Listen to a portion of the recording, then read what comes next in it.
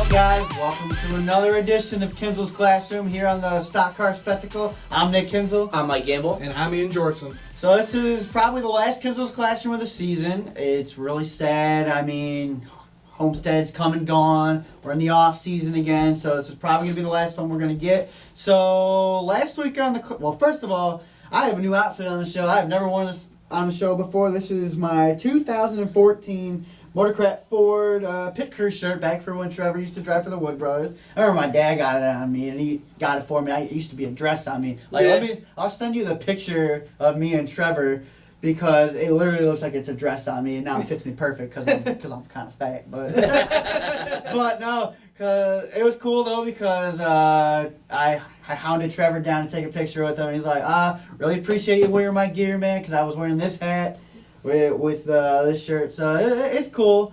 And I'm sure he loved to seeing people, because not many people are Trevor Bayne fans, so exactly to be wearing his gear. So that's huge for him. I'm sure he loved it, man. Oh yeah, every year he kind of recognized us because we were the only ones in the garage wearing Advocare pit crew shirts. Yeah, right. I just want to know, did I miss a memo? Yeah, or something? Yeah. We got Team Wood Brothers over here. Let's go. That's gonna be Matty D. Since Daniel's going to the Xfinity Series next year, Matty D, I'm jumping on board. Let's go Wood Brothers racing. But yeah, so for this week on the classroom, so last week we talked some scenarios of why each of these guys are going to win the championship. Well, only one guy in each series won the championship, so that means 3 guys from those series did not win the championship. So I kind of want to talk about that on the classroom this week. Why didn't they win the championship? So all right. Let's start here with the truck series. So we had Matt Crafton winning the championship. So that means Ross Chastain, Brett Moffitt, and Stuart Friesen came up short. So for me, it's just Ross Chastain and Brett Moffitt did not do what we're used to seeing them do.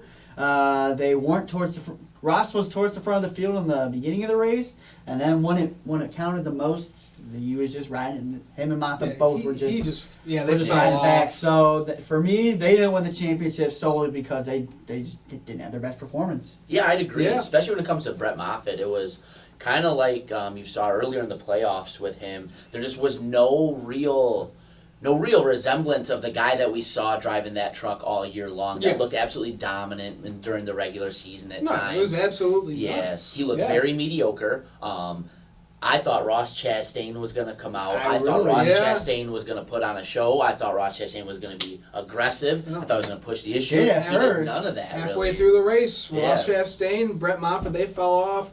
Stuart Friesen, he looked really good at the start of the race. Right. I was disappointed. What happened to Stuart Friesen? Because he finished the race 11th. I think he just got screwed on a pit strategy or something because I was really disappointed because he had a really strong truck. And we said Stuart Friesen on the high line here at Homestead could be a major threat. He was in the beginning of the race, but it just didn't work out for him either. So It just seemed like his truck was set up so much for the short run that as it went on longer and longer runs, he just became more and more of a non-factor.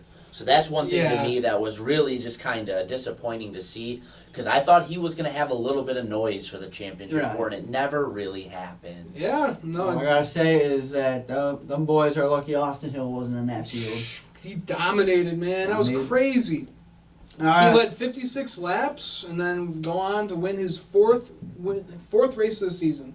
Yeah, some of the lap times that he was putting down is just unreal. He restarted 7th on a restart, and within 5 to 7 laps, he didn't just battle for the lead. He just straight up took it. Yeah. Because he was just that fast. Absolutely. So they got a break. Matt Crafton got a break. That Austin Hill wasn't out of the championship. Right. Because he finished 2nd and won the championship. So again, congrats to Matt. But yeah. The other 3 contenders, it just was not their night. No, it was not. Alright, so moving on to the Xfinity Series. So Tyler Reddick captured the crown again, his 2nd Xfinity championship in as many years.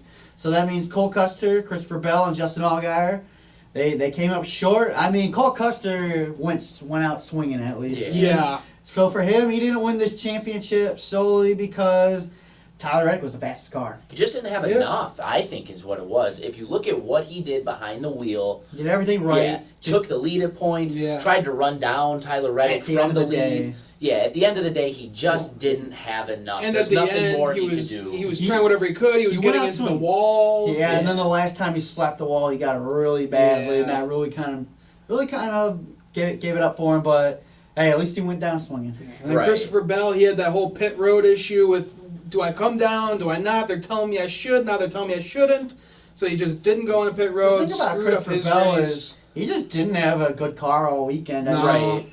I mean, yeah, he started this race 7th, but yeah, he just did not have a good car for this race at all. Right. This is not Christopher Bell's racetrack at all. No. To be quite honest, it was a little disheartening to see what we saw out of that 20. Christopher Bell at no point in the race looked like Christopher Bell. Nope. I thought, this being a mile and a half, I thought he'd come out here. I thought he'd prove that not running well at Homestead in the past was going to be a fluke. I thought we'd see the dominant driver we saw for the other races all season long in this series. It never happened. It just never happened. He just had a very pedestrian effort. Never really looked like somebody that you'd see that was really hungry for a title. That I never got that impression from watching the race. No, I didn't see Once that got at all. passed by Reddick after that last pit stop, it's just not like Christopher Bell hung around. He got smoked. He finished the race like 20 seconds behind Reddick and Custer. The car just wasn't there. Christopher Bell's mind, to me, just wasn't there either. He just didn't seem determined and hungry enough to go win the championship. It's just weird to see that. I have to tend to agree. He just, from what you saw, it just didn't seem like the same guy we saw dominate. There was something missing in that, like you said, that hunger category. Well, these past 2 seasons, he has been the man in the Xfinity Series, just dominating left and right. Yeah, instead of Tyler Reddick being a 2-time champion, should be Christopher Bell, but he just didn't come up to play. 2 years in a row, Homestead has not been his track. So It's not a good racetrack. I wonder what's going to happen for him in the future. Long way down the road when he's contending for a Cup Series. Well, he's lucky that Homestead isn't the championship race. Hey, exactly. Anymore. And then for Justin Allgaier, he had the slowest car out of the championship 4. That was all Junior Motorsports could have given him. A little disappointed. I mean, he started the race 16th. He got into some trouble. It just wasn't. It just wasn't a good. It wasn't a good race for Allgaier. It was just an off race for him. Right. But you know what? We knew coming in, Justin Allgaier was a pretty far drop off from the other 3 in terms of the kind of equipment they've had all year. Justin Allgaier was playing with house money coming into Homestead, Miami. At no point was he a favorite. Could he have won? Yes. Did it happen? No. Does he have anything to hang his head about or be disappointed in? No. I thought, like I said, if you look back to where he was running in the race before the tire went down, he was competitive. Yeah. So he was hanging around about 5th to 7th all race long. He just did not have the speed to go get up there. So disappointing to see, but there's always next year. Yeah, it seems like Junior Motorsports, they put more speed in the number 9 car more than they did the 7. All that work that Gregson did. He did a lot of testing at Homestead. To prep for that track and prep for that race. Good for him. Yeah. Paid off. He had a solid day. Yeah. All right. So, want to get into the Cup Series? Let's go Cup Series. All right, so Kyle Busch won his 2nd championship. So that means that Martin Truex Jr., Kevin Harvick, and Denny Hamlin were the ones to come up short in this one. And for Truex, got to put this one on the pit crew. Absolutely. Had one of the best cars, if not the best car, all race long. He was catching him at the end, just ran out of time. So this one, I got to put on the pit crew. Yeah, I mean, they switched up the tires. They got the left front where the right front should be and the right front where the left front should be. And coming down, he didn't have the speed that he usually should. Like, something's wrong here. Came down pit road. Seems like they screwed up the tires. So absolutely ruined his race because that was going to be his championship right there. I mean, he was dominating before that happened. Yeah. And here comes the Candyman. Yeah, absolutely. Martin Truex should have had this race in the bag. He had the best car without a doubt for most of the race until the issue. And most of the season. And a lot of the season, exactly. Kind of like we talked about in the race review, getting the 2 tires mixed up is inexcusable. Yeah. The difference between how they would have had the tire set up as far as tire pressures go and things like that would make that an absolutely insurmountable mistake. You're not going to be able to drive the car the same. The car is set up to have so much tire pressure on one side, so much less on the other, so that way when you're going into the turns, you can make the turn. Right. And the way that they want it to do. Flipping those, you're going to get almost the opposite effect. It's just not going to drive anywhere near the way you want it to. Exactly. So once that happens, there's nothing he can do. Somebody's getting fired on that pit crew if it hasn't already happened yet, because that should have been his title. And for Kevin Harvick, I think it was just because he pitted later. He got off because Kyle Busch came to pit road first, I think, and then Kevin Harvick stayed out for quite a bit. He stayed out for. Well, he was just waiting for that He caution was waiting to for come out. trying to That catch never caution, happened. so he just got out of sequence. Had a fast car. He led some laps early in the race. Yeah, no, he looked. He had, See, the he car had, to he had do that it. really good short run speed. That's the thing. But when there was no caution, We only had just- 3 cautions this race. For Right. 15 Oh laps. Lord, man! That's why I was tweeting. I was like, "Caution, please!" So come yeah, on." you think about it. We had the 2 cautions for the stage breaks. We only have 1 caution for on-track incident Right. in this race. So yeah, Kevin had a fast car. It's just he just played the strategy and didn't win. work out for him. No. When it comes to green flag stops like that at the end of the race, it's such a tricky predicament because I think that what you're trying to do is you're trying to time up. So obviously when you're out there on older tires, your lap times are going to be slower. Yeah. So you're playing that gambling game of when do I come in running those slower lap times versus pit to come out on the faster lap times, and how is that going to play out versus everybody And then else? also, you don't want to stay on the racetrack too long once your other competitors hit pit road because you're just going to lose so much time to them. Exactly. As well. So that's usually why you see one guy will come down and the rest will come down with Right. them. I just don't think Harvick stayed out just a little bit too longer trying to catch the caution. Just didn't happen for him. Had the speed to get it done. I really think if he had that caution setting up for a short run to the finish, he would have been up there. Yeah, would have Yeah. been close. He took the lead early in the race. Mhm. There were points in the race where it looked like the 4 was the car to beat. Yeah.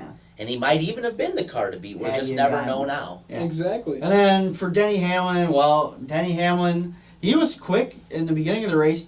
He took the lead, led 2 laps in this race, but another miscue by the pit crew, I'd like to say, because putting too much grill tape on there, car overheated. You saw the smoke billowing out. Looks like a goddamn teapot. Right, yeah, it looked like a teapot. He had to come to pit road. Ruined his day for sure. Mm-hmm. Yeah, Denny Delivers is going to have to wait another year. I don't know how many other... This was by far his best chance to get it done. Yeah. And he just didn't... This was one of his Didn't best deliver. seasons too. So. Going into one of his best racetracks as well. So, Mhm. yeah. Well, kind of great to see him. Going off the season he had last year and going on to He really- going yeah, to the championship. He shouldn't form. really hang his head too low on this one. No, he he should had keep an his head amazing hanging season. high because he had a great comeback here. No wins last year to the 6 he had this year. Mhm. It's huge, but he's got to be really disappointed because he knows that this was his Right. greatest chance to win a championship. See, Yeah. I was going to say, if I'm Denny Hamlin, that's almost the way I'd be looking at it. If this year doesn't produce a championship for me, what do I got to do? Yeah, what do you have to do? Right. But it just goes to speak to the level of competition we're seeing in the Cup Series right now.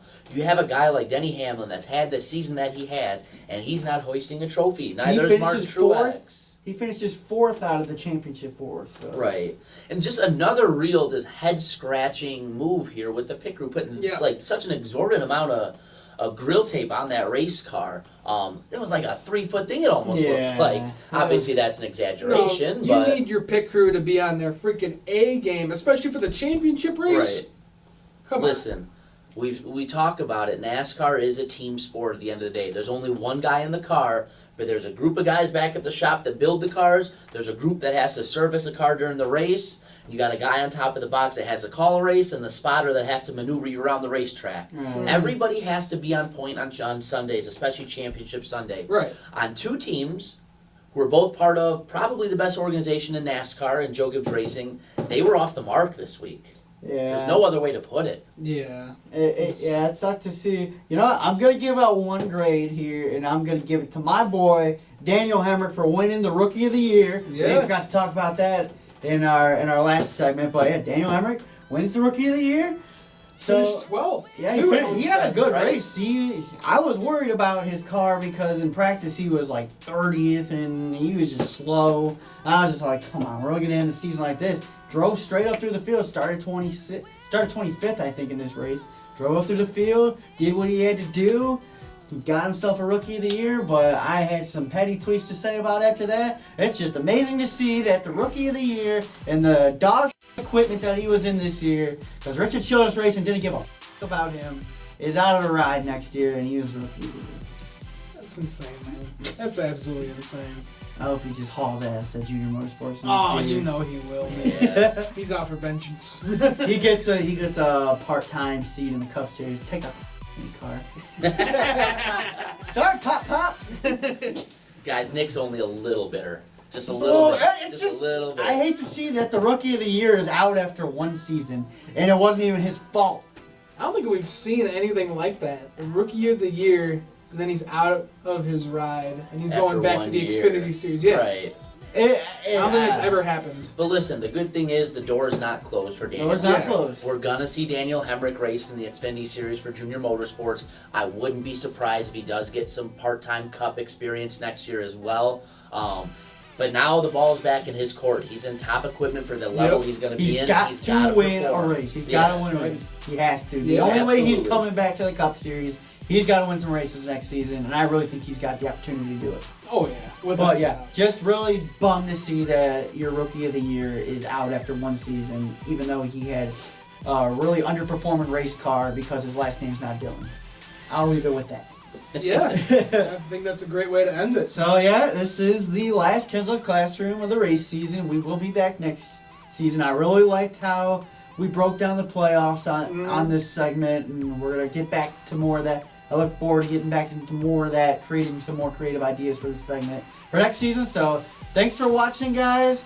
For the Kinzels Classroom on the Stock Car Spectacle, I'm Nick Kinzel. I'm Mike Gamble. And I'm Ian Jortson. We'll see you next season. Thanks for watching, guys.